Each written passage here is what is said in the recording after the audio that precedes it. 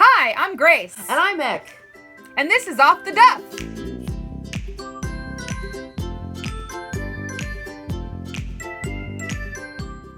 And today we want to talk about passion. Finding our passion, what our passion is, what passion is. So I've got a question for you. What is your greatest passion? Let's just start off like that. I've been thinking about it quite a bit, and it's really easy for me. I realized that I was trying to be too specific with what my passion was, because I kept thinking, oh, passions come and go, and I think that that's probably true, but I think that I have like an arc with my passions. So many of the things that I occupy my time with, and the things that make me feel good about being alive, and the things that give everything else meaning, it's a huge varied number of things, but in each case there's an element of striving, if that makes sense. I like to continually explore, especially my mind. I think that that's what my real passion is. It's like that underlines everything else that I feel passionate about. That particular quality is present in all my other pursuits. I would say that mine is to find joy for myself and bring joy to others. And I know we talked about this a few years ago in my training. I felt like I wasn't doing anything for the world, anything great. And you said that my passion for what I do allows people to do the job that they are passionate about better, because I help them do that better. And that really kind of put me in a nice, good mindset for that. It's like we're not all out saving the orphans of the world or anything like that. It's just we're all helping each other. I heard a phrase the other day that high tides raise all ships. And I think that I kind of want to live by that motto, and just kind of help people out, and also help myself out by finding the joy and being a joyful person and a joyful person to be around. So for me, I guess everything I do will also do that. And I think, if you just want a mundane one, I think, not mundane, but, a very much, this is my passion thing I like to do. I think it's travel. But I think that, like you say, is informed by that. It goes back to that thing. I want to bring joy to myself. Travel does that for me. Yeah, I think that each of us have our passion that informs our stuff we do, that is the outlet for our passion. But our passion is that core thing. And I think a lot of times we think our passions have to be how we spend all of our time. And of course, we have to spend time making money. And I think there's a good distinction that you can have a passion that you do. Know that you can just have a passion for the sake of having something that you're really passionate about. It doesn't have to be how you pay your bills and how you make your money. And I think we've gotten in this society that it's like selfish to think that way. It's easy to get into a mindset that, oh, if I'm passionate about it, I should be able to make a living doing it. And I don't think that is always the case. And some people don't know what their passion is. I was talking to a friend recently that, she's trying to figure out what she wants to do for a living. She's been doing a lot of different stuff just because she's good at it or fell into it.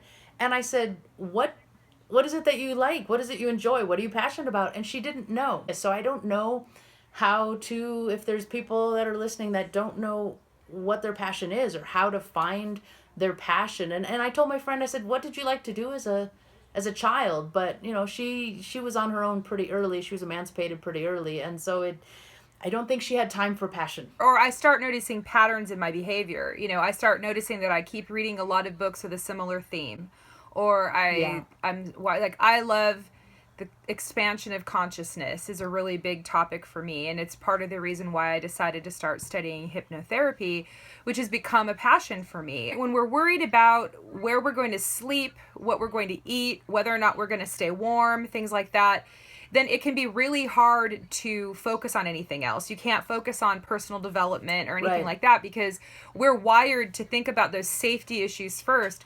And so I think for someone like this person you were talking to, if they were worried about survival at a younger age, then they didn't have the freedom or the resources to really even start thinking outside of survival.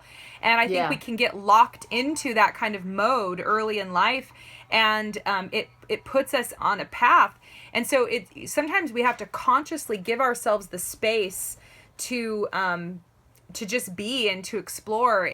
I think that our passions are a gift that we give ourselves. They're the things that can give meaning to our lives. It gives structure and relevance and energy to our lives. It helps point us in a particular direction. And I think that we have to give ourselves that gift. We have to allow ourselves the space to figure that kind of thing out.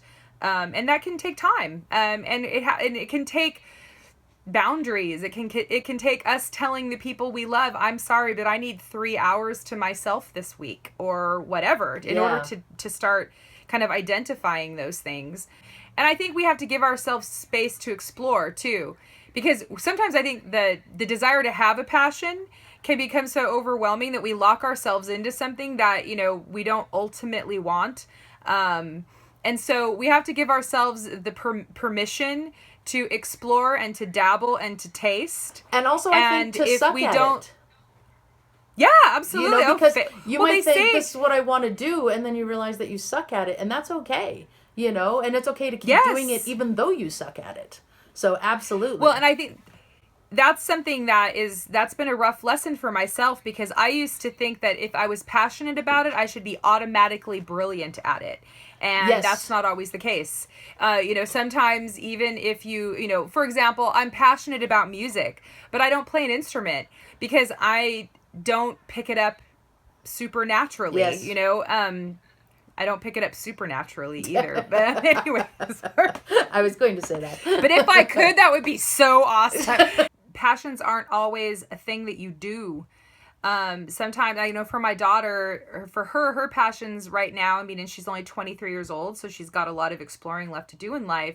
But hers are more conceptual in nature. She's passionate about constitutional law. She's passionate about civil rights. She's and so she's passionate about causes. She's passionate about other human beings. And sometimes it's something that you do. Sometimes it's simply something that you champion. And so, but all of it involves exploration. Well, I would be very interested to know what some of our viewers are passionate about, because one of the ways you can discover your passions also, like we said earlier, is sharing them with other people. Exactly. And it when you have that sort of exchange, then the chances that both people will walk away with more than what they had, when they started, is very great. And so I would love to know what some of our viewers are passionate about in their lives. Absolutely, yeah. Or something that you were passionate about, and whether it's something you're still passionate about, or maybe something you were passionate about and you want to investigate or get back into, or maybe it's something you were passionate about and it didn't go so well too. Let us know that as well. So be sure and leave a comment down below and just let us know, and then get the conversation started, because like you're saying, you can find out other people's passion, and maybe that's something you'd be interested in too. But it all starts with getting off your duff. So until next time, bye. Bye.